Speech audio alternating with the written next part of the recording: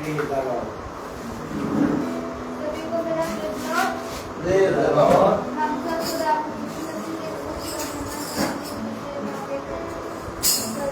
लिखा हुआ है और हम सब खुदा में यीशु मसीह को धन्यवाद देते हैं।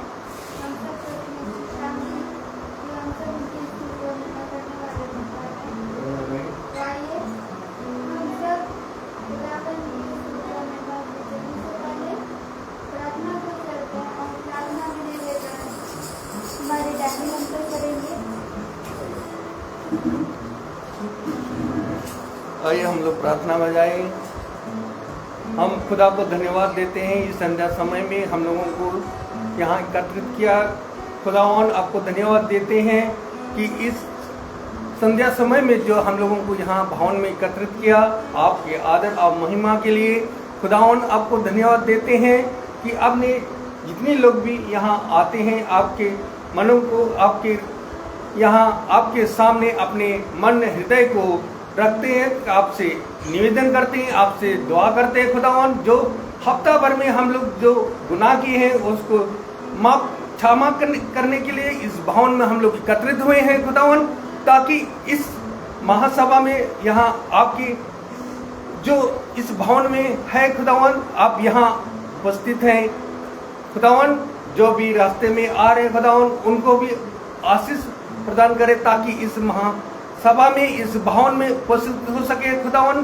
कि हम दुआ करते हैं कि यहाँ हम लोग आपके आदर और महिमा में के लिए आए हैं खुदावन। यही हम दुआ करते हैं हमारे प्रभु यीशु मसीह के नाम पर, आमीन।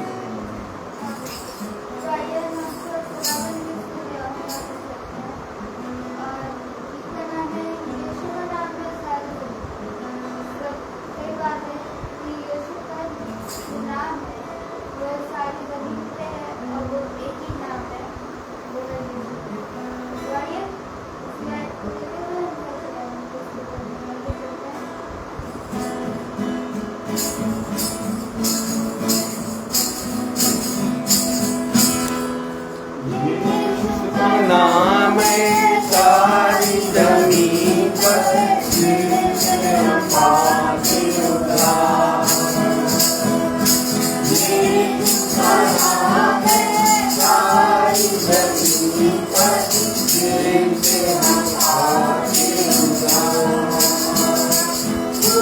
दुनिया में आया लहू बहाया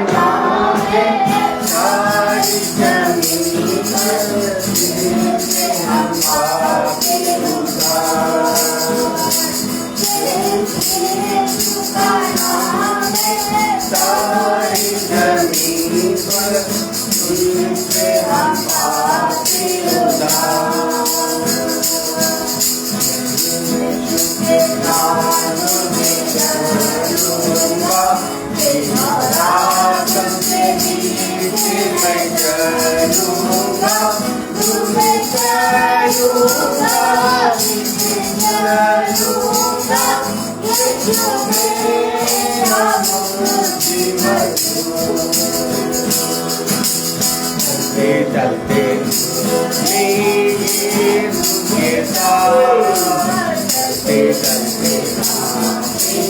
यीशु के हाथ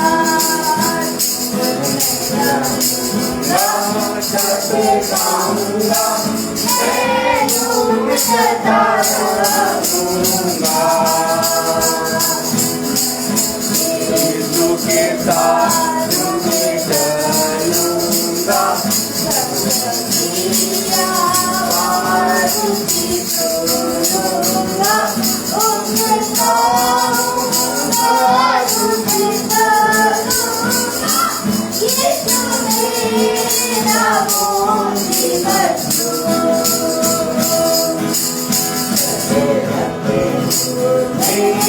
यीशु के साथ चलते चलते यीशु के साथ सबसे पाऊंगा, मैं दूर सदा रहूंगा, दूर सदा रहूंगा, मैं दूर सदा रहूंगा। Praise the Lord. Praise the Lord. अब जिसके भी जीवन में कोई भी बीमारी हो,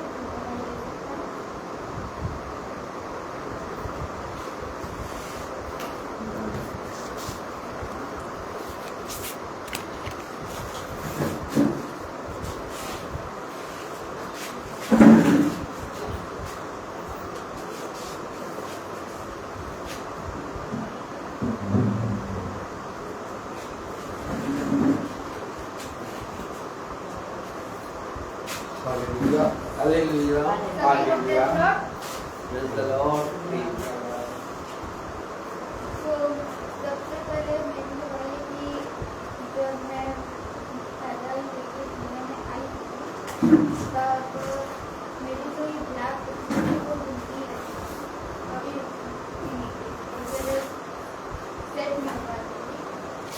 तो डॉक्टर्स ने कह दिया था कि इसका ऑपरेशन होगा, मुझे मम्मी का डॉक्टर के पास गए, डॉक्टर्स ने मना किया कि इसका ऑपरेशन नहीं होगा, और मैं एक पेंसिल का पॉइंट भी कॉपी पे नहीं हुआ।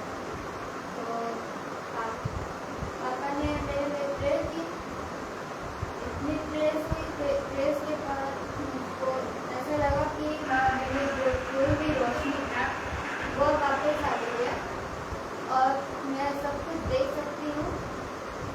और हम लोग अभी गए थे एक डॉक्टर के पास, 2022 गए थे। वो बहुत बड़े डॉक्टर हैं और हम लोग उनसे भी पूछने गए थे कि इसका ऑपरेशन होगा ना, तो उन्होंने भी मना किया कि इसका कोई इलाज नहीं है और इसका ऑपरेशन नहीं होगा। और एक डॉक्टर ने कहा था कि हमें इसके कोई भी बच्चे इम्प्रूव नहीं कर सकते, अपनी आइज़ के लिए कोई बच्चे इम्प्रूव नहीं हो सकता, पता नहीं ये कैसे इम्प्रूव होगा।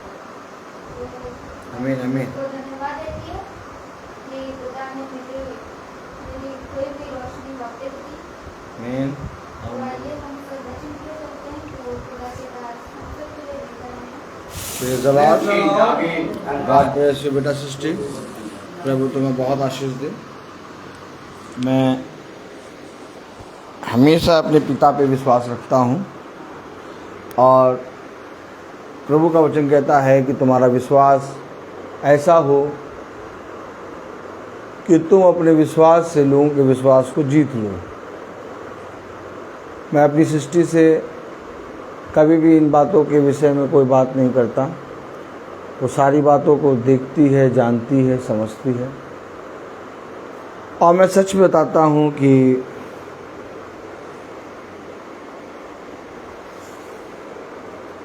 मैं इस योग नहीं था कि मुझे सृष्टि जैसी और रूथ जैसी और रबेका जैसी और हमारे माता पिता हमारे घराने जैसे हमें घराना मिले। एक एक चीज़ पिता ने हमें चुन चुन कर दिया है और उसके चुने हुए फल पर हम कभी उंगली नहीं उठा सकते। मैं इन फलों को अपने जीवन में ग्रहण करने के योग्य तो नहीं हूँ, लेकिन इसके बावजूद पिता ने मुझे ये फल दिया और मैं केवल एक प्रयास करता हूँ, एक परिश्रम करता हूँ कि शायद हो सके जो फल मुझे पिता ने दिए हैं उन फलों को मैं बहुत तायत से प्रभु के दिए हुए वरदानों को सजो के और बटोर के रख सकूं,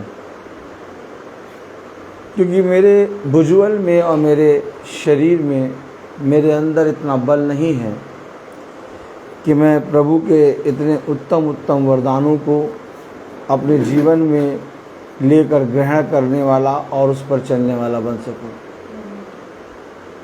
ये संतान के फल, ये भली पत्नी के फल, ये उत्तम माता पिता के फल, अच्छे भाई बहनों का फल, ये सब बहुत बड़ा वरदान है। हम इनकी वैल्यू, इनकी कीमत नहीं समझते। हम कीमत समझते हैं सोने की, हीरे की, चांदी की, पैसे की, आभूषणों की, संसार के वस्तुओं की। लेकिन जो फल पिता ने हमें दिए उन फलों की कीमत हम नहीं समझते, और जो पिता ने हमें फल दिए वो सबसे उत्तम है। अगर हम बहुत ध्यान से देखें तो क्या कोई भाई अपने जीवन में अपने भाई को उत्पन्न कर सकता है? नहीं। क्या कोई पति पत्नी अपने लिए संतान उत्पन्न कर सकते हैं? नहीं। क्या कोई मनुष्य अपने लिए एक भली पत्नी प्राप्त कर सकता है? नहीं। क्या कोई मनुष्य अपने लिए एक भला पति प्राप्त कर सकता है? नहीं। हो सकता है कि हम मेहनत करके धन कमाएं और धन कमा के सोने को प्राप्त कर लें, चांदी को प्राप्त कर लें, आभूषणों को प्राप्त कर लें, हीरे को प्राप्त कर लें, संसार की कीमती से कीमती चीज़ों को प्राप्त कर लें, लेकिन हम कभी भी जो वरदान पिता हमें देता है उनको प्राप्त नहीं कर सकते। एक बार फिर हमें समझना ही पड़ेगा कि मैं अपने पिता का प्रचार, मैं अपने पिता का बखान, मैं अपने पिता के कहे गए वचन को क्यों लोगों के बीच में रखूं? क्यों अपने पिता के वरदानों को, अपने पिता की बातों को लोगों के बीच में प्रचार करूं? क्योंकि मेरे जीवन के लिए सबसे उत्तम बात है कि मैं अपने पिता के प्रति ईमानदार बनूं, मैं अपने पिता के कहे गए वचनों पर कान लगाऊं, क्योंकि देखो उसने मुझे उत्तम उत्तम फलों से भरा है। आज वो सारे उत्तम वरदान, उत्तम फल मेरे हाथों में, मेरे पास हैं, जिनको मैं इस संसार के कई आभूषण और कई पूरे संसार की धन दौलत देकर भी नहीं खरीद सकता।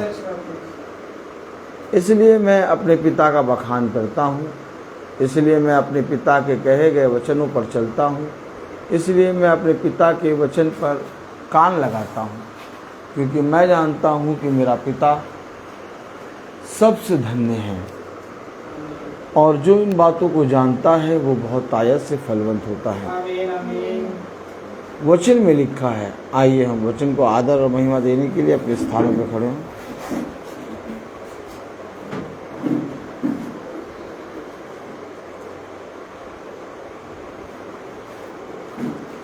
भजन संहिता उसका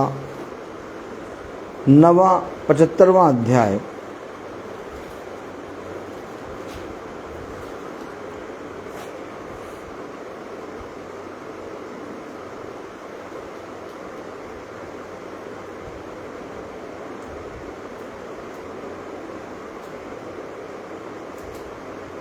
और उसकी 9वीं आयत पढ़ें।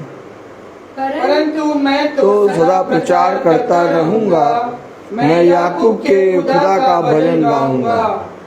खुदा का वचन जो कि पवित्र है, इस पवित्र वचन को खुदा हम निकम्मों को समझने और उसमें चलने की सामर्थ प्रदान करे। आमीन। हम सब अपने स्थानों पर बैठे। मैं कब प्रचार करूंगा? सदा। कब? सदा। परंतु मैं तो सदा प्रचार करता रहूंगा। क्यों सदा प्रचार करते रहोगे? याकूब के खुदा का भजन गाऊंगा। क्यों गाऊंगा, क्यों प्रचार करूंगा? क्योंकि मुझे मालूम हो गया है कि मेरे पिता ने मुझे उत्तम उत्तम वरदानों से भरा है। दुष्ट आकर मुझे वो उत्तम वरदान, वो उत्तम फल नहीं दिखाता जो मेरे पिता ने मुझे दिए। दुष्ट आकर हमेशा उस उत्तम वरदानों से, उस उत्तम फलों के बीच से क्या निकालता है? दोष। आज पिता ने जो उत्तम वरदान दिए, जो उत्तम उत्तम वरदान दिए, उन्हीं पर लोग दोष लगाने लगे। देखिए, आज धन पर कोई दोष नहीं लगाता, सोने पे कोई दोष नहीं लगाता, हीरे पे, मोती पे, जवाहरात पे और संसार की कई वस्तुओं पर कोई दोष नहीं लगाता। अगर आज कोई दोष लगा रहा है तो भाई भाई पर दोष लगा रहा है, पत्नी पति पे दोष लगा रही है, पति पत्नी पर दोष लगा रहा है, पुत्र पिता पर दोष लगा रहा है, पुत्री माँ पर दोष लगा रही है। अर्थात हर एक जना एक दूसरे पर दोष लगा रहा है, लेकिन संसार की किसी भी वस्तु पे कोई दोष नहीं लगा रहा। आखिर ऐसा क्यों हो रहा है कि हर एक मनुष्य हर एक जने पर दोष लगा रहा है? क्योंकि मेरे प्यारे भाई बहनों, हम सब पिता के उत्तम वरदान हैं और हम सब पिता के उत्तम फल हैं जो पिता ने इस पृथ्वी पर हमें दिए हैं। आमीन।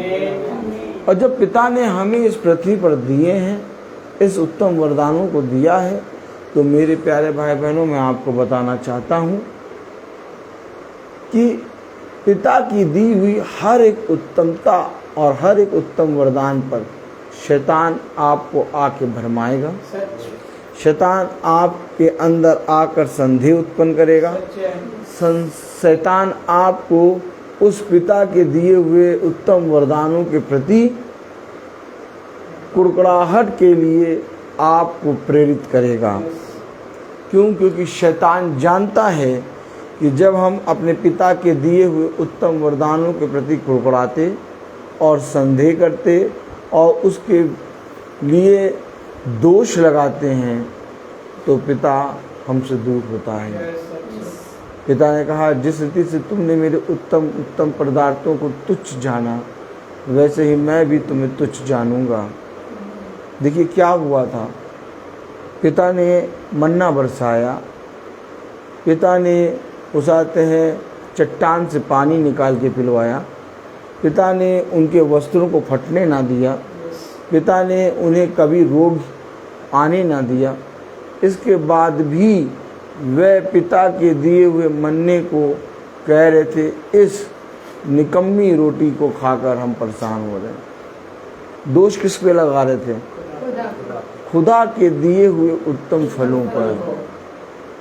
अगर मेरे प्यारे भाई बहनों उनके अंदर ये आत्मा आई कि वे पिता के दिए हुए उत्तम मन्ने को दोष लगाएं, तो आज भी वो आत्मा इस संसार में बनी है। आज भी हमारे अंदर आकर या हमारे किसी भाई के अंदर आकर या किसी पड़ोसी के अंदर आकर वो हमें बहुत तायत से क्रोधित करती है और हम अपने पिता के उत्तम वरदानों को कोसने लगते हैं और अपने पिता के उत्तम उत्तम वरदानों के विरोध में बोलने लगते हैं।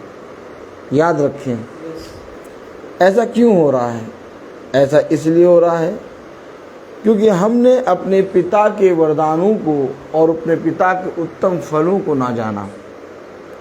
आज हम भवन में आके बैठे हैं और भवन में आके जब हम बैठे हैं तो हम इसलिए बैठे हैं कि हम पिता से प्रेम करते हैं। हमें पिता की ज़रूरत है। अर्थात मैं सदा पिता के वचन का प्रचार करता रहूँगा। कैसे प्रचार करेंगे आप? प्रचार करना केवल ये नहीं कि वचन को बोलना या वचन के प्रकाशन को बोलना। प्रचार करने का एक और तरीका होता है, अर्थात जो सेवा तुझे मिली उस सेवा को तू पूरे हृदय और पूरे मन से कर। देख, पिता का बखान तेरी उस सेवा से होगा। आमीन। पिता ने पता नहीं किसको क्या सेवा दी है, लेकिन अगर हम पिता के प्रति ईमानदार बनते हैं और पिता के दिए हुए वचन पे कान लगाकर उसकी सुनने में चौकसी करते हैं, तो ये अवश्य है कि हम पिता के वचन में कान लगाने के कारण पिता की इच्छा को जान नहीं पाएंगे।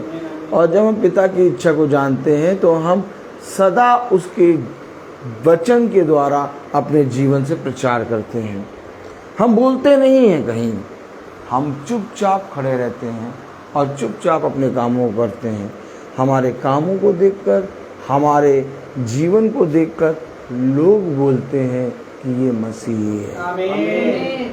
और जब आपको बोलना ना पड़े और आपके जीवन को देखकर, आपकी चाल को देखकर, आपके चलने फिरने को देखकर, आपके कामों के द्वारा पिता का बखान होने लगे, आप समझ लीजिएगा आप पिता का प्रचार कर रहे हैं। आमीन। सदा कैसे प्रचार करते रहेंगे? हमने कल एक आयत पढ़ी थी, फिलिपियों उसका 2 अध्याय और उसकी 13वीं आयत पढ़ी थी ना हमने कल फिलिपियों उसका 2 अध्याय उसकी 13वीं आयत पढ़ी थी। क्या पढ़ी थी? क्योंकि खुदा ही है जिसने अपनी सुइच्छा में तुम्हारे मन में इच्छा और काम दोनों बातों के भवन आने के लिए मेरे मन में खुदा ने इच्छा और काम डाला है और उस पर दबाव डाला है, उस पर प्रबल डाला है, प्रबलता डाली है। क्यों? मैं अपने बिछौने पे सो रहा था, मैं अपनी जगह पर बैठा काम कर रहा था, मैं अपने घर में बहुत से कामों को करने में लगा हुआ था, लेकिन तभी पिता ने मेरे मन में एक इच्छा दी और उस इच्छा के प्रति एक काम दिया कि तुझे भवन में जाकर मेरे वचन का प्रचार करना है। आमीन। अब आप देख रहे होंगे इस समय ब्रदर रोहित प्रचार कर रहे हैं, लेकिन मैं आपसे कह रहा हूँ इस समय आप भी प्रचार कर रहे हैं। अब आप पूछेंगे ये कैसे प्रचार? आप भाई ब्रदर रोहित, आप हमारे याजक हैं और प्रचार कर रहे हैं और हम प्रचार को सुन रहे हैं, लेकिन आप कह रहे हैं कि हम भी प्रचार कर रहे हैं। मैं आपसे कह रहा हूँ आप भी प्रचार कर रहे हैं। क्यों? क्योंकि जब हम भवन में आकर बैठते और अपने पिता के वचन पे कान लगाते तो हम लोगों के सामने एक साक्षी, एक गवाह बनते हैं कि हाँ, जो लिखा हुआ वचन है उस लिखे हुए पर हम ईमान लाते हैं। समझे वचन को समझें। एक समय था जब यीशु मसीह के शिष्य यीशु मसीह के साथ चलते थे, लेकिन जब यीशु मसीह के शिष्य यीशु मसीह के साथ चलते थे तो कभी भी आप देखिए बहुत ध्यान से, यीशु मसीह के शिष्य प्रचार नहीं करते थे। यीशु मसीह जाकर लोगों के बीच में अपने वचन से दृष्टांतों को बताता था और बहुत तेरे लोग उस दृष्टांत को सुनकर, प्रभु के प्रचार को सुनकर तृप्त होते थे। लेकिन वह उन शिष्यों को जो यीशु मसीह के साथ चलते थे देखते थे। क्या करते थे? और जब वह अपने कामों को करते थे शिष्य, तो वो देखते थे कि ये बिना हाथ धोए खा रहे हैं। अच्छा, ये उसाते हैं बिना प्रार्थना करे खा रहे हैं। अच्छा, ये शब्द के दिन खा रहे हैं। अच्छा, ये शब्द के दिन में भी बाल तोड़ तोड़ के खा रहे हैं। अरे क्या हो रहा था? उसके शिष्यों के जीवन से प्रचार हो रहा था। आमीन। जब उन्होंने देखा उसके शिष्यों को इन कामों को करते हुए, तो गुरुवर से पूछा, तेरे शिष्य बिना हाथ धोए खाते हैं, तेरे शिष्य उपवास नहीं रखते, तेरे शिष्य शब्द के दिन को नहीं मानते। अगर वह देखते ना तो पूछते ना, और अगर वो पूछते ना तो गुरुवर उन्हें बताता ना। गुरुवर ने तब बताया जब उन्होंने पूछा, और वे पूछने पर इसलिए आए जब उन्होंने उनके शिष्यों को देखा। ठीक इसी तरीके से आज मैं और आप भी, प्रेज़ द लॉर्ड, वचन के द्वारा चलते उठते बैठते हम वचन का प्रचार कर रहे हैं। और लोग जानते हैं कि ये वचन में प्रतिदिन चलते, और लोग जानते हैं कि ये वचन का बखान और वचन के सुसमाचार का प्रचार करते हैं। आज हमारे बोलने से पहले लोग कहते हैं कि भाई आप प्रचार करते हैं, भाई आपके जीवन से यीशु मसीह दिखता है, भाई आपका जीवन खुदा में है। मैं नहीं कहता, लोग कहते हैं। आज मैं 15 अगस्त के प्रोग्राम को करा रहा था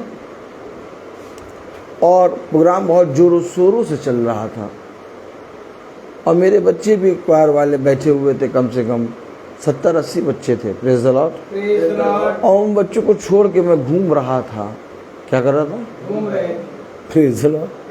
और प्रोग्राम चल रहा था। क्या प्रोग्राम चल रहा था? उस प्रोग्राम चलते प्रोग्राम में मैं आराम से घूम रहा था। एक सर मुझे मिले और वो सर ने इत्तेफाकन जैसे वो मुझे मिले, उन्होंने मुझसे कहा, भाई आप को देखकर हमें ऐसा लगता है कि हमें भी बहुत अधिक प्रभु में आगे आना चाहिए। मैं कुछ नहीं कह रहा, मैं केवल खड़ा। फिर कहने लगा, भाई अपने आप ही बोल ले, भाई मैं आपके एक कण के योग्य भी नहीं हूँ। आप जैसे रहते हैं, आपके जैसा चलना हो, उठना बैठना है, हर मनुष्य को नहीं मिल पाता ये चीज़। मैं चुप। कह रहा हम बहुत कोशिश करते हैं कि जैसे आप रहते वैसे रहें, लेकिन नहीं रह पाती। आप हर बात में खुदा पर भरोसा रखते हैं, हर एक बात में खुदा पे भरोसा रखते हैं। आमीन आमीन। और फिर कहने लगे, आप हर बात में खुदा पर भरोसा रखते हैं और हकीकत में भी होना यही चाहिए कि हर बात में खुदा पर भरोसा रखें। आमीन। लेकिन भाई हमारे जीवन से ऐसा हो नहीं पाता। मैं आपके जीवन को देखकर बहुत ज़्यादा अपने जीवन में बहुत ज़्यादा प्रेरित होता हूँ कि मुझे भी ऐसे रहना है, लेकिन मैं ऐसे रह नहीं पाता। आपके जीवन के एक मिट्टी के कण के योग्य भी मैं नहीं। तब मैंने कहा, मैं एक मिट्टी का कण हूं और मैं इस योग्य नहीं कि आप मेरे योग्य नहीं। हम सब दूषित हैं, अपवित्र हैं। हाँ, मेरा विश्वास खुदा पर है, लेकिन पवित्र केवल खुदा है। इसलिए भाई मैं इस योग्य नहीं कि आप ये कहें कि आपके जीवन के बराबर मैं मिट्टी के कण के बराबर हूँ। मैं मिट्टी का कण हूँ और मेरा खुदा है सब कुछ। वो भाई और प्रेरित हुआ और उसने मुझसे बहुत सी बातें पूछी। अब प्रोग्राम चल रहा और प्रचार चल रहा। सब परेशान रहते हैं अपनी अपनी बारी के विषय में और मेरे बच्चे एकदम कहीं बैठे कहीं बैठे। मैं आराम से प्रचार कर रहा और आराम से सारा प्रोग्राम हो गया। मैंने उस भाई के पास जाकर कुछ कहा नहीं था, मैं केवल खड़ा हुआ और वो बोलने लगा। मैं आपको बताना चाहता हूँ, एक दिन ऐसा आएगा कि तुम्हारे हृदय से नदियों के सोते कूटेंगे। आमीन।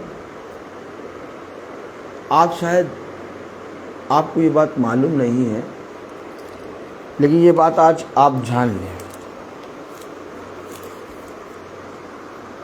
जब आप पिता के वचन में बढ़ेंगे तो ये देह फटेगी। क्या होगी? देह फटेगी। हमेशा याद रखना। अच्छा, देह क्यों फटेगी? एक समय होता है जब खुदा का प्रकाशन या खुदा का सामर्थ्य गिलास के अंदर आता है। बोले आमीन। आमीन। लेकिन फिर एक समय आता है जब पिता का प्रकाशन और उसका सामर्थ्य गिलास के ऊपर से बहने लगता है। अब बोले आमीन। आमीन। और जब ये मिट्टी के बर्तन के ऊपर से बहने लगता है तब देह फटती है। आमीन। और देह क्यों फटती है? क्योंकि अब जाति जाति के लोग इस सोते को उमड़ते हुए देखेंगे। आमीन। आमीन। और जितना ज्यादा उमड़ेगा, जितना ज्यादा ये फटेगा, जितना ज्यादा इसके जीवन, इस शरीर से किरणें निकलेंगी, ऐसी किरण निकलेगी सह नहीं पाओगे। हमें तो एक बात याद रखना, जिस तरह से एक स्मोकिंग करा हुआ व्यक्ति एक कमरे के अंदर आ जाए तो स्मोकिंग यानी उसकी महक आने लगती है, ठीक, अगर खुदा की आत्मा से भरा हुआ, खुदा की सामर्थ से भरा हुआ, उसके सोते से भरा हुआ, उसकी लाठी से भरा हुआ और उसके पवित्र जल से भरा हुआ, उसकी सामर्थ से भरा हुआ एक कमरे के अंदर आ जाए, पूरे कमरे में शांति आ जाती है, क्योंकि ऐसा मेरा पिता का वचन बताता है और मैंने अपने पिता के वचन पे भरोसा रखा है। आप सब जानते हैं कि कल रूथ की बहुत तबीयत खराब थी और रूथ को बहुत वॉमिट आ रही थी और एक के बाद एक वॉमिट आ रही थी और हम कंटिन्यू प्रचार कर रहे थे। Praise the Lord। और शैतान उसके अंदर से निकल रहा था और प्रचार कंटिन्यू चल रहा था और प्रचार के बाद हम अपनी बेटी को डॉक्टर के पास ले गए और जब डॉक्टर के पास ले गए तो डॉक्टर ने एक बात कही कि हम एक दवाई देंगे और उस दवाई के बाद अगर इसको बच्चे को उल्टी आ गई तो आपको ड्रिप चढ़वानी पड़ेगी। मेरे मन में आवाज़ आई, बेटा ड्रिप तो नहीं चढ़वाएंगे, प्रेज़ द लॉर्ड, तुम दवाई लिखो। हालेलुया। खैर हम आए और रूथ को दवाई दी और 1 घंटे के अंदर उसने कहा था अगर उल्टी आ जाए तो ड्रिप चढ़ानी पड़ेगी और जब दवाई दी तो उसको 15 मिनट बाद फिर एक वॉमिट हुई और फिर मेरी वाइफ तेल ले आई और कहने लगी तेल लगा के दुआ करो। मैंने तेल लगाकर रूथ पर दुआ करी और तब से रूथ एकदम सही हो गई। और मैं आपको बताना चाहता हूँ कि हमेशा एक बात का ध्यान रखना। आप कल देख रहे थे कि ये प्रभु का दास प्रचार करने में जुटा है और वाइफ बेटी की उल्टी साफ करने में जुटी है। शैतान किस तरह से हमें बरगरा रहा था, लेकिन प्रचार चल रहा था और इस भाई ने एक बार भी अपनी बेटी की तरफ नहीं देखा। हमेशा याद रखना, हर एक स्टेप पे तुम्हें परीक्षा देनी होगी और कल लाइव चल रहा था और लाइव ये चीज़ सब देख रहे थे। हमारे छोटा सा बुखार होता है तो हम मीटिंग छोड़ देते हैं, हमें कहीं जाना होता तो मीटिंग छोड़ देते हैं। भाई की बेटी के कंटिन्यू वॉमिट हो रही थी, मीटिंग नहीं छोड़ी, मीटिंग करने के बाद गए। हमेशा याद रखना, वचन पहले है। आज हम छोटी छोटी चीज़ों में अपने खुदा को त्याग देते हैं। रूथ की वॉमिटिंग कंटिन्यू हो रही थी, पस्त पड़ गई थी। मैं चाहता तो मीटिंग बाद में करता और पहले दिखा के आता। मैंने कहा नहीं, होगा तो वचन। हमेशा याद रखना, जीवन में अब अपने खुदा के वचन से उत्तम किसी को भी स्थान ना देना। अगर तुम किसी के लिए भी जीवन चाहते हो, किसी को प्यार करते हो, तो तुम उसके लिए अपने पिता के नज़दीक आ जाओ, क्योंकि पिता उसको चंगा कर देगा, पिता उसको ठीक कर देगा। लेकिन मैं अगर मीटिंग छोड़ कर जाता तो रूथ को ड्रिप चढ़वानी पड़ती है। हमेशा याद रखें, क्यों आखिर वचन में लिखा है, भजन संहिता 75वां अध्याय और उसकी 9वीं आयत में क्या लिखा है? परंतु मैं तो सदा प्रचार करता रहूंगा। सदा प्रचार करता रहूंगा। क्या ये बात कल नहीं हो रही थी?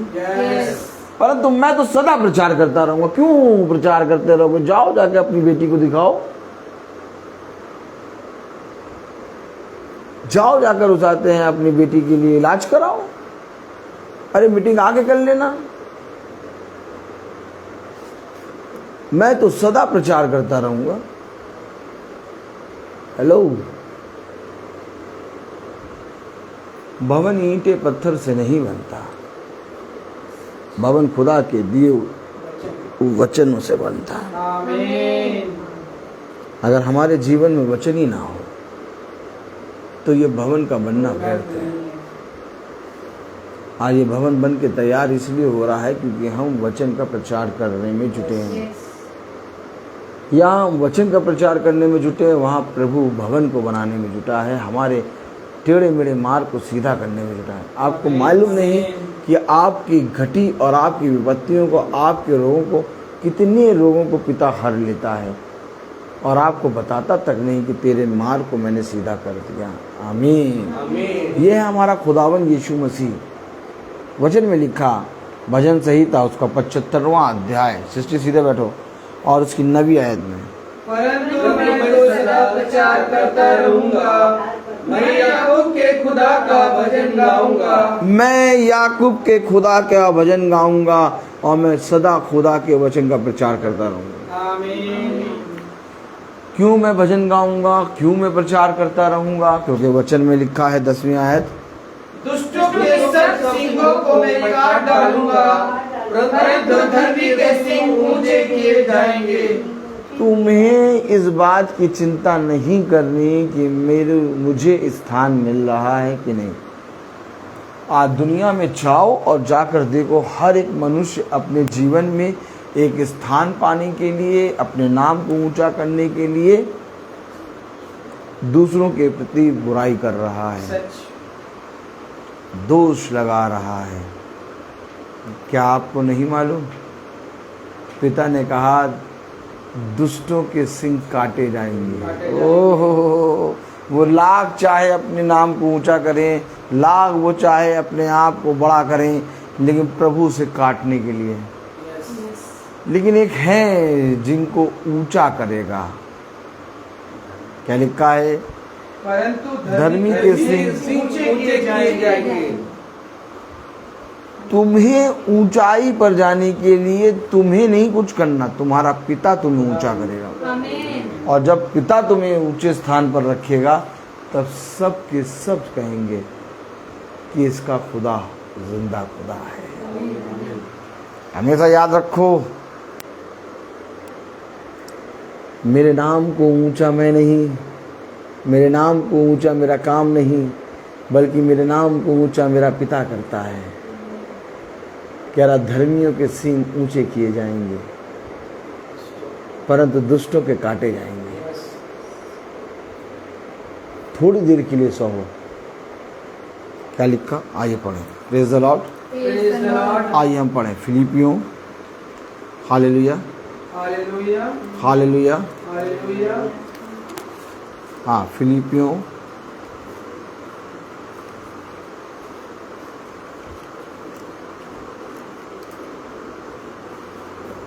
उसका दूसरा अध्याय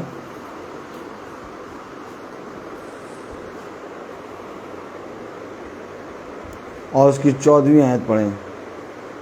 सब काम बिना कुड़कुड़ाए और बिना विवाद के किया करो। देखो, बिना कुड़कुड़ाए, बिना विवाद के किया करो। बिना विवाद के। मेरा नाम ऊंचा नहीं हो रहा, मुझे कोई स्थान नहीं मिल रहा, सब मेरे बारे में व्यर्थ बातें बोलते हैं। जाओ जाकर देखो, इन बातों को देखकर लोगों ने अपने जीवन में दुष्टता को करना शुरू कर दिया। काम बिना विवाद, बिना कुड़कुड़ाए करो। क्यों? क्योंकि तुम्हारे जीवन को, तुम्हारे नाम को ऊंचा करेगा खुदा। आमीन। कोई मनुष्य नहीं। मनुष्य आज तुम्हारी तारीफ करेगा, कल तुम्हारी बुराई करेगा। आपको मालूम है मनुष्य क्या करता है? शाम को तुम्हारी तारीफ करेगा और भोर होते होते तुम्हारी बुराई करने लगेगा। लेकिन खुदा जिसको धन्य करे उसका हजारों पीढ़ी तक धन्य हो जाता है। बहन सुच्ची के घर में हमने पढ़ा था, जिसको खुदा धन्य करता है उसकी हजारों पीढ़ी तक धन्य हो जाती है। आमीन। कितना ऊंचा करेगा खुदा? बहुत ऊंचा, इतना ऊंचा, इतना ऊंचा, शायद वहां तक ना हमारी सोच जाए, ना हमारा मन, ना हमारी दृष्टि। लेकिन उसके लिए करना क्या है? 15वीं आयत पढ़ो। ताकि तुम निर्दोष और भोले होकर टेढ़े और हठीले लोगों के बीच खुदा के निष्कलंक संतान बने रहो, जिनके बीच में तुम जीवन का वचन लिए हुए जगत में जलते दीपकों के समान दिखाई देते हो। हम दीपक की तरह समान दिखाई देते हैं। आमीन। लोग हम लोग को देखते सारे तन बदन में आग लगती। क्यों? क्योंकि तुम दीपक हो। किसी को देख के आग नहीं लगेगी, लेकिन जैसे तुम्हें देखेंगे तुम लोगों के बीच में चलते फिरते दीपक हो। आमीन। आपको खुदा कहाँ रखे है शायद आपको मालूम नहीं, इसलिए आप चिंतित होते हैं, इसलिए आप संदेह करते हैं। जब तक आप संदेह और चिंतित करेंगे, आपके दिए की रोशनी कम रहेगी। लेकिन एक समय आएगा जब दिया बहुत तेज जलेगा। आप लोगों के बीच में जलते हुए दीपक के समान हैं। लोगों के बीच में, किनके बीच में? जहां पर तुम काम करते, जहां पर भी तुम जाते हो, लोग तुम्हें पहचानते हैं। आमीन। पहले नहीं पहचानते थे। पहले तुम कुछ भी करो, गाली दो, चोरी करो, बुरा बोलो, सब प्यार करेंगे। अरे वाह, अरे बहुत बढ़िया आदमी, बहुत बढ़िया आदमी। अरे जब चोरी करते थे ताली बजा,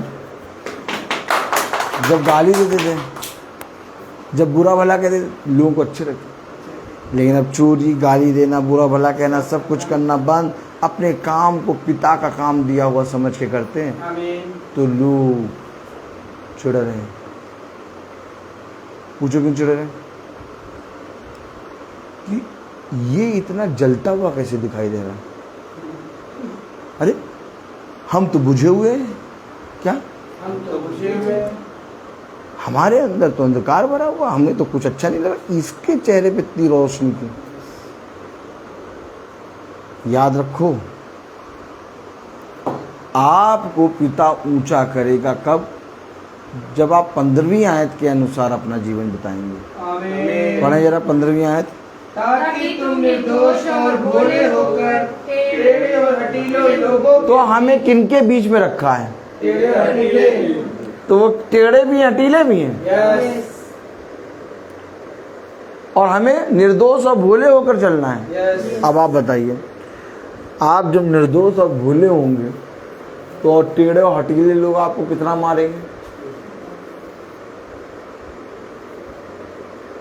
ताली वाली बजेगी कि नहीं? आपको टेढ़े हठीले नहीं होना है, आपको निर्दोष और भोला। आप खुदा के वचन का प्रचार सदा तब करेंगे जब आप निर्दोष और भोले बनकर टेढ़े हटीलों के बीच में रहेंगे, खुदा के दीपक बनकर। यीशु मसीह जब लोगों के बीच में आया, पापियों के बीच में, तो वो कैसा बना था? क्या बना था वो? भोला और निर्दोष। और किनके बीच में रहा? टेढ़े और हटीलों के। लेकिन उसने कभी भी उन टेढ़े और हटीले लोगों का जो चलने का तरीका था वो नहीं अपनाया, वो नहीं अपनाया। उसने वही शिक्षा, वही विधि, वही नियम, वही मार्ग, क्या निर्दोष और भोला। पिता हमें अपने समानता में फिर से बनाने के लिए सोचता है। पिता चाहता है कि तुम एक बार फिर से मेरी समानता में आ जाओ। पिता चाहता है कि तुम एक बार फिर से मेरे वचनों पे कान लगाकर जिस पाप से तुम गिर गए थे उस पाप से दूर होकर एक बार फिर से मेरे अदन की वाटिका में आ जाओ। लेकिन हम इन टेढ़े और हटीलों के बीच में रहते हुए उनकी सुनते सुनते इस तरह से अपना निर्दोष और भोलापना खो देते हैं कि हमें पता भी नहीं लगता। हम भी उनके समान बातें करने लगते हैं। यही हमारे जीवन से एक बहुत बड़ा अपराध होता है, जबकि हमें उनके बीच में कोई भी बात नहीं करनी, कोई बात नहीं करनी। हर एक आंख तुम्हें देख रही है। और फिर मैं इसके आगे बोलूं, हर एक आंख तुम्हें नहीं बल्कि तुम्हारे अंदर से तुम्हारे खुदा को देख रही है। आमीन। अब मैं इससे और आगे बात बोलूँ, भला वो यीशु मसीह को नहीं जानते, लेकिन वो तुम्हारे अंदर से यीशु मसीह को देख रहे हैं और तुम उनके सामने जीती जागती पत्री हो, क्योंकि तुम टेढ़े और हटीलों के बीच में भोले और निर्दोष के समान, प्रभु के जलते हुए दीपक के समान चल रहे हो। करना क्या है? जवाब दे दिया करो। करना क्या है? उत्तर दे दिया करो। करना क्या है? पिता की सुनना है, पिता की महिमा करनी है, पिता के वचन पे कान लगाना है, पिता के वचन में स्थिर रहना है, पिता के वचन में सर्वदा तैयार रहना है। हमेशा याद रखना, पिता जो सब नामों में धन्य है, यीशु मसीह, उसने तुम्हें इन टेढ़े और हटीलों के बीच में सदा प्रचार करने के लिए रखा है। मैं याकूब के खुदा का धन्यवाद करूंगा। मैं अपने खुदा का सदा प्रचार करता रहूंगा। क्यों सदा प्रचार करता रहूंगा? क्योंकि मैं टेढ़े हटीलों के बीच में हूँ। खुदा दुष्टों के सींगों को तोड़ेगा और धर्मियों के सींगों को ऊंचा करेगा। समझ लो, ये युद्ध तुम्हारा नहीं, बल्कि ये युद्ध खुदा का है।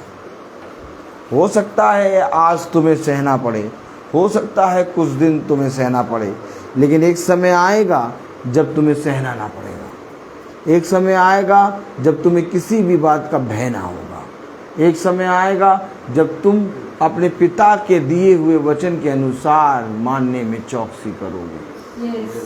हमेशा याद रखना, अपने पिता के लिए हमेशा तैयार रहना। कलाम में लिखा, वचन में लिखा, पढ़ो जरा 15वीं आयत, ताकि तुम निर्दोष और भोले होकर टेढ़े और हटीले लोगों के बीच खुदा के निष्कलंक संतान बने रहो, जिनके बीच में तुम जीवन का वचन लिए हुए जगत में चलते दीपकों के समान दिखाई देते हो। तो क्या तुम वचन लिए चल रहे हो क्या? लोग पता है, कभी बोला है उससे बात करो तब तुम्हें पता चलेगा कैसा बोलता है। ऐसा लगे कोई अंगारा, आग का गोला, वचन दोधारी तलवार, प्रभु के लिए हुए वचन को चलते हो। इसलिए अब तुम्हें किसी बात की चिंता नहीं, क्योंकि तुम लोगों के बीच में जलते हुए दीपक हो। और हमेशा याद रखना, दीपक सबसे ऊंचे पर रखा जाता है। तुम्हें ऊंचा करने वाला कोई मनुष्य नहीं, बल्कि खुदा है। लोगों को ऊंचा करने के लिए मनुष्य हाथ बटाता है, परंतु तुम्हें ऊंचा करने के लिए तुम्हारा खुदा तुम्हारे साथ है, क्योंकि तुम लोगों के बीच में जलते हुए दीपक के समान हो। भैया, हाँ, पता नहीं क्या, उनके पास खड़े हो जाओ तो कुछ अजीब सा लगने लगता है। थोड़ी देर रुक जाओ तो वो बातें ऐसा शुरू कर देते कि भैया डर सा लगने लगता। क्या डर कैसे आ गया?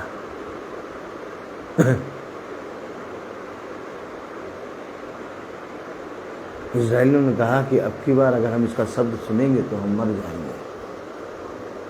अगर तुम्हारे अंदर वही शब्द है ना, तो लोग उस शब्द को सुनकर पूरी रीति से, ये घास फूस है, ये जलेंगे। इसलिए तुम्हें किसी वस्तु की और किसी मनुष्य की चिंता करने की आवश्यकता नहीं है, क्योंकि तुम्हारा पिता तुम्हारे साथ है। तुम टेढ़े और हटीलों के बीच में जलते हुए दीपक और प्रभु के वचन को लिए हुए चलते हो। या तो तुम अपने आप को महिमा दे दो, या तो अपने पिता को महिमा दो। अगर तुम अपने पिता के वचन को ऊंचा करना चाहते हो तो तुम्हारे वचन नाश किए जाएंगे। और जितना ज़्यादा हम नाश होंगे उतना ज़्यादा हमारे अंदर से हमारा पिता बढ़ेगा, और जितना ज़्यादा हम बढ़ेंगे उतना ज़्यादा हमारे अंदर से हमारा पिता नाश होगा। हमेशा याद रखना, पिता ने हमें पहले बताया कि तुम टेढ़े और हटीलों के बीच में हो, और ये जाति चकमक माथे की इनका माथा चकमक पत्थर के समान है। ये तुम्हारी नहीं सुनेंगे क्योंकि इन्होंने मेरी भी नहीं सुनी, लेकिन तब भी मैंने तुमको इन लोगों के बीच में रखा है। तब यिर्मयाह रो रो के कहता है, पिता मुझी को। और योना भागता है, मैं नहीं जाऊंगा।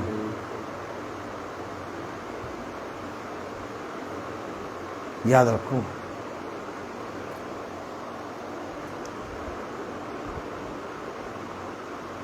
क्योंकि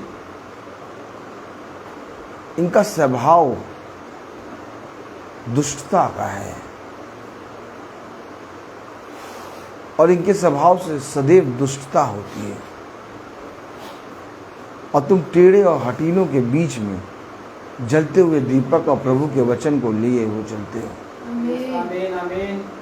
इसलिए पिता कहता है, 15वीं आयत पढ़ें, ताकि तुम निर्दोष और भोले होकर टेढ़े और हठीले लोगों के बीच खुदा के निष्कलंक संतान बने रहो, जिनके बीच में तुम जीवन का वचन लिए हुए जगत में जलते दीपकों के समान दिखाई देते हो, कि मसीह के दिन मुझे घमंड करने का कारण हो कि ना मेरा दौड़ना और ना मेरा परिश्रम करना व्यर्थ है। मेरा दौड़ना, मेरा परिश्रम करना व्यर्थ नहीं, आमीन। सब कुछ व्यर्थ ही व्यर्थ। मानो हवा को पकड़ने जैसा, परंतु मेरा दौड़ना, मेरा परिश्रम करना व्यर्थ ना हुआ। क्या ही धन्य है वो मनुष्य जिसका परिश्रम और जिसका दौड़ना व्यर्थ ना हो। आमीन। बहुत ध्यान से वचन को सुने और बहुत ध्यान से वचन को सुनकर वचन पे कान लगाएं, क्योंकि मेरा दौड़ना और मेरा परिश्रम व्यर्थ ना होगा। आप मनुष्य इस संसार की वस्तुओं और संसार की चीज़ों के लिए दौड़ रहा है, परिश्रम कर रहा है,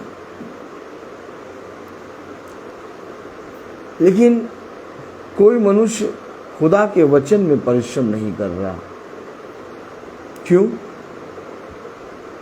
क्योंकि खुदा की ये इच्छा हुई नहीं कि तुम्हें वो अपना परिश्रम और अपना सेवा दे।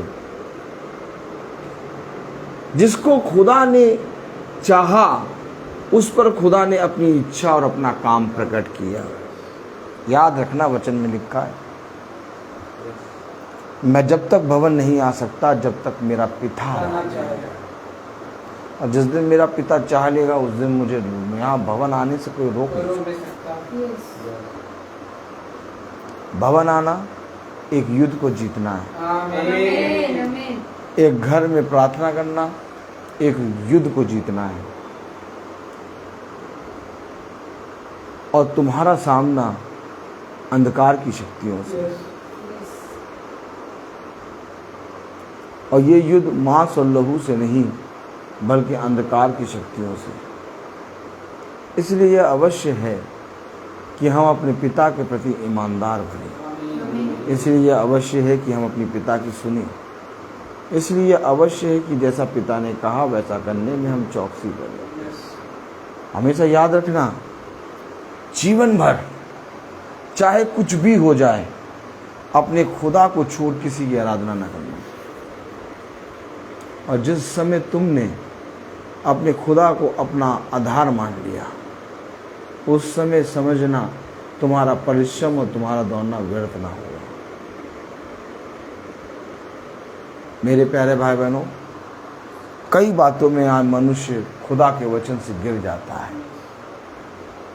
या तो वो संदेह कर लेता है, या तो वो पिता के प्रति कुड़कुड़ाने लगता है, या तो वो लोगों पे दोष लगाने लगता है, या तो वो अपनी दी हुई सेवा को तुच्छ समझने लगता है। लेकिन जो कोई पिता के वचन में बना रहता है, पिता उसमें बना रहता है। आमीन। और पिता के वचन में बने रहने के कारण पिता जो तुम में बना रहता है वो तुम्हें शिरोमणि बनाएगा, वो तुम्हारे सिंह को ऊंचा करेगा, और तुम जहां जहां जाओगे वहां वहां तुम्हारा काम सफल होगा। अब मैंने ये बात देखी, मैं जितने कामों में हाथ लगाता हूँ आशीष पाता हूँ। लोग मेरे कामों में बहुत ज़्यादा दखल देते हैं और मेरे कामों को काटने की सोचते हैं, लेकिन जितना ज़्यादा वे काटते उतना ज़्यादा मेरा काम बढ़ता है। क्यों? क्योंकि मैं उनके काटने पर ध्यान ही नहीं देता, मैं हमेशा अपने पिता के वचन में लगा रहता हूँ और अपने पिता को स्मरण करके अपने सारे कामों को करता हूँ, इसलिए मेरा सारा काम सफल होता है। आज का जो प्रोग्राम था वो किसी को नहीं मालूम कि हम क्या करें, हमने एट ए टाइम सब कुछ कर दिया। क्यों? क्योंकि हमेशा याद रखना, जो दुष्ट होता है वो ये चाहता है कि खुदा का जन डाउन आ जाए, लेकिन खुदा का जन कभी डाउन नहीं आता। खुदा का जन को प्रभु ऊंचा करता है। तुम्हारे सारे कामों को पिता आशीषित करेगा। तुम अपने कामों की चिंता ना करना, और ना तुम ये चिंता करना कि हम क्या खाएंगे, क्या पिएंगे, कैसे रहेंगे। तुम्हारे पिता को तुम्हें अपने ठहराए हुए समय पर उत्तम वरदान देना आता है। मैंने अपने पिता के हमेशा वचन को यही देखा है। हमेशा याद रखना, अपने पिता के प्रति ईमानदार बनो, अपने पिता की सुनो और अपने पिता के वचन पे कान लगाओ, क्योंकि जीवन भर अपने पिता के सुनने के कारण तू सदा आशीषित होगा। मैं क्यों सदा प्रचार करता रहूंगा, और आखिर मैं क्यों अपने पिता का बखान करूंगा, और क्यों मैं याकूब के खुदा का धन्यवाद करूंगा, क्यों मैं याकूब के खुदा का भजन गाऊंगा? क्योंकि मुझे मालूम है ये संसार और संसार का मनुष्य मुझे नाश करने के लिए तुला रहता है, परंतु मेरा पिता मुझे बढ़ाता है, मेरा पिता मुझे और ऊंचा करता है, मेरा पिता मुझे और सामर्थ्य से भरता है। हमेशा याद रखना, अपने पिता की सामर्थ, अपने पिता के दिए हुए उपकारों को हमेशा स्मरण रखना, क्योंकि तुम टेढ़े और हटीलों के बीच में जलते हुए दीपक के समान प्रभु के वचन को लिए हुए फिरते हो, और तुम्हें निर्दोष और निष्कलंक रहना है, जिस पर कोई दोष न लगा सके। कभी कभी हो जाता है कि हम भी कुछ ना कुछ बोल देते हैं, लेकिन हमारा पिता हमें रोज समझाता है, शांत रहो, चुप रहो, और अपने मुंह से एक शब्द ना निकालो, क्योंकि देखो तुम्हारे पिता ने ये युद्ध जीत लिया है, तुम्हें बस केवल खड़ा रहना है और अपने पिता के उद्धार के कामों को देखना है। जीवन भर अपने पिता के प्रति ईमानदार बनो, अपने पिता के कहे गए वचनों का बखान करो, और सदा अपने पिता में तत्पर रहो। देखो पिता जो तुम्हें बढ़ाता है, देखो पिता जो तुम्हें सामर्थ्य से भरता है, जो पिता तुम्हें ऊंचा करता है, वो तुम्हें बहुत आयत का फल देगा। कलाम में लिखा है 16वीं आयत कि मसीह के दिन मुझे घमंड करने का कारण हो कि ना मेरा दौड़ना और ना मेरा परिश्रम करना व्यर्थ हुआ। यदि मुझे तुम्हारे विश्वास रूपी बलिदान और सेवा के साथ अपना लहू भी बहाना पड़े, तो भी मैं आनंदित हूँ और तुम सबके साथ आनंद करता हूँ। वैसे ही तुम भी आनंदित हो और मेरे साथ आनंद करो। लहू भी बहाना पड़े तो भी मैं आनंदित रहूंगा। आमीन। वैसे ही तुम भी मेरे साथ आनंदित रहो। आमीन। मैं अपने पिता के सारे दिए हुए उपहारों का वर्णन करता हूँ, आमीन। आमीन। तो भी जब लहू बहाना पड़े तो भी मैं आनंदित हूँ और तुम सब के साथ आनंद करता हूँ। वैसे ही तुम भी आनंदित हो और मेरे साथ आनंद करो। तो हम क्या आनंद में बैठे हैं? यस। मैं कहता तो हूँ ये अवसर है, ये आनंद है। आनंद का समय। मैं क्या कहता हूँ? यस। वैसे तुम भी मेरे साथ आनंद करो। आमीन। हम सब आनंद में बैठे हैं। ये अवसर है, ये बहुमूल्य समय है, ये आनंद का समय है जो पिता ने हमें दिया है। तुम भी मेरे साथ आनंद करो। अगर लहू भी बहाना पड़े तो भी मैं तुम्हारे साथ आनंद करूंगा। क्यों? क्योंकि ये मीटिंग का समय है, ये प्रार्थना का समय हमारे लिए आनंद का समय है। और इसी मीटिंग, इसी प्रार्थना के द्वारा हम दिन भर अपने पिता के वचन को टेढ़े और हटीले लोगों के बीच में जलते हुए दीपक और वचन को लिए हुए चलते हैं। हमेशा याद रखो, पिता सदा तुम्हें प्रेम करता है और करता रहेगा।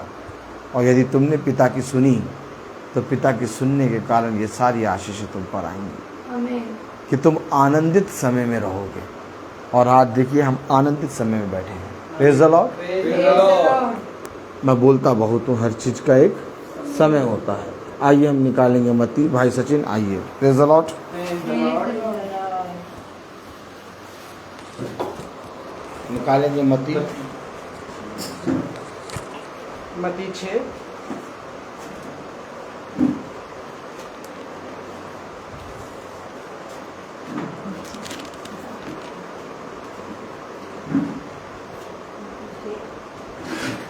हम सब एक साथ पढ़ेंगे। सावधान रहो, तुम मनुष्य को दिखाने के लिए अपने धर्म के काम ना करो, नहीं तो अपने स्वर्गीय पिता से कुछ भी फल ना पाओगे। इसलिए जब तू दान करे तो अपने आगे तुरही ना बजवा, जैसे कपटी सभाओं और गलियों में करते हैं, ताकि लोग उनकी बड़ाई करें। मैं तुमसे सच कहता हूँ कि वे अपना प्रतिफल पा चुके। परंतु जब तू दान करे तो जो तेरा दाहिना हाथ करता है उसे तेरा बायां हाथ ना जानने पाए, ताकि तेरा दान गुप्त रहे, और तब तेरा पिता जो गुप्त में देखता है तुझे प्रतिफल देगा। आमीन। मन और धन उसे दो, अपने यीशु को कुछ दो, क्योंकि उसी के द्वारा उद्धार पाना है। जिसकी आत्मा का दान उसे दो, तन मन और धन उसे दो, अपने यीशु को सब कुछ दो, क्योंकि उसी के द्वारा उद्धार पाना है। जिसकी आत्मा का दान उसे दो, तन मन और धन उसे दो। हम निकालेंगे पहला इतिहास 29वां अध्याय उसकी 17वीं आयत। हम सब एक साथ पढ़ेंगे। हे मेरे खुदा, मैं जानता हूँ कि तू मन को जांचता है और सिधाई से प्रसन्न रहता है। मैंने तो ये सब कुछ मन की सिधाई और अपनी इच्छा से किया है, और अब मैंने आनंद से देखा है कि तेरी प्रजा के लोग जो यहाँ उपस्थित है वे अपनी इच्छा से तेरे लिए भेंट देते हैं।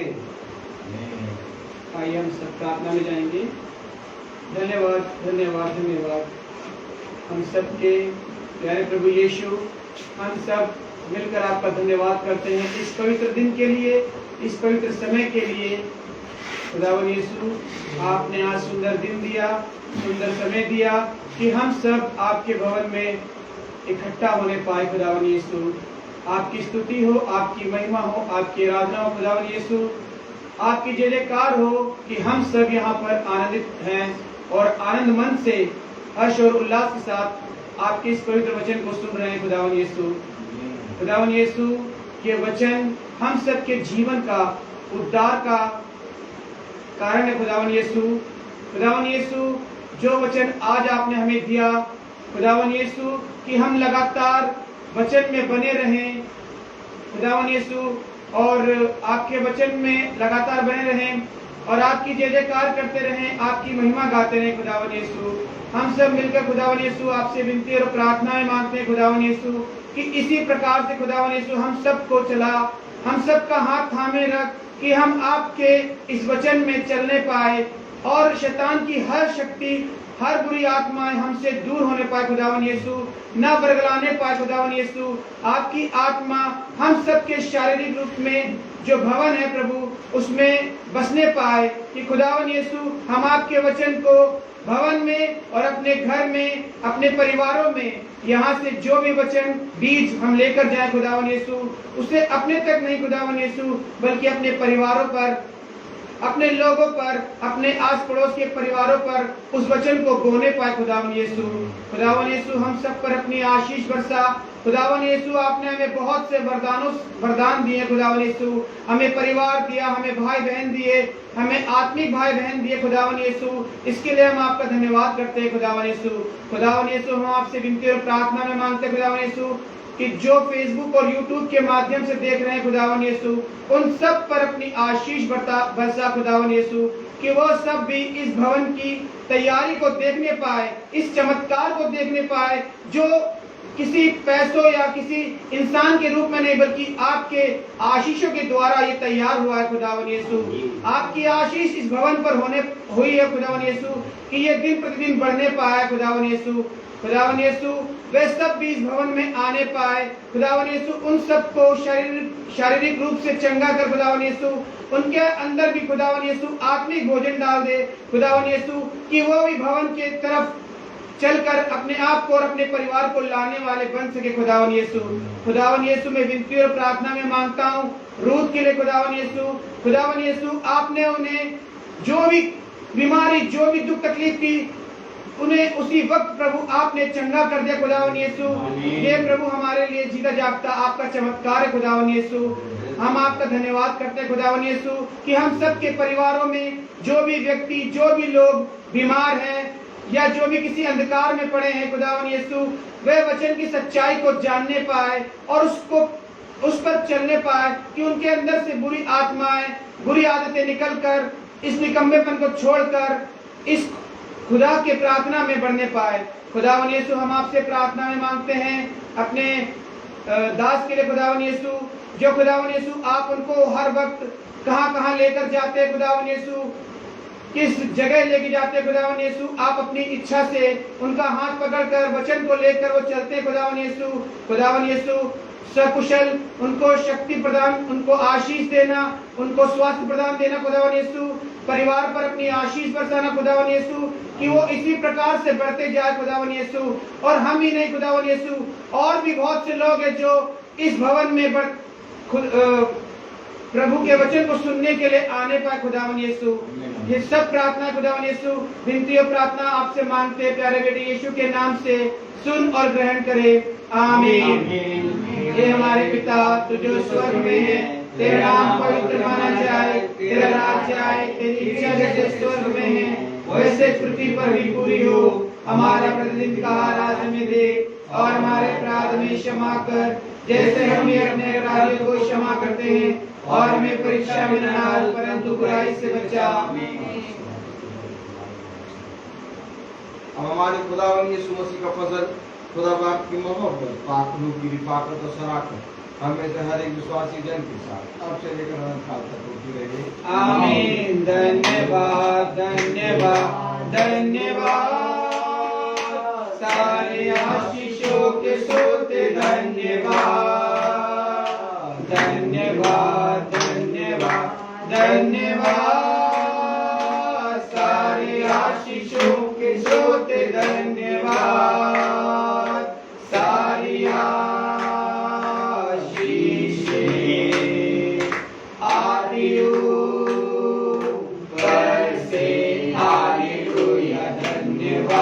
धन्यवाद धन्यवाद, सारे आशीषों के सोते धन्यवाद।